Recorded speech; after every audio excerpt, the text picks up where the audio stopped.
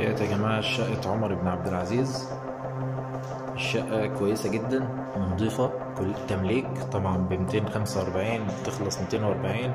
مفيش بالأسعار دي التمليك الوقت في السعر اللي احنا فيه، في الوقت اللي احنا فيه.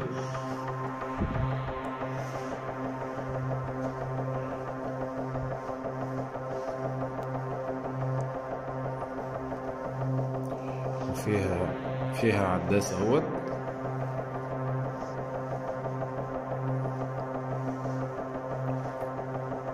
الشقة تمليك يا جماعة وسعرها كويس جدا ومش هتقعد.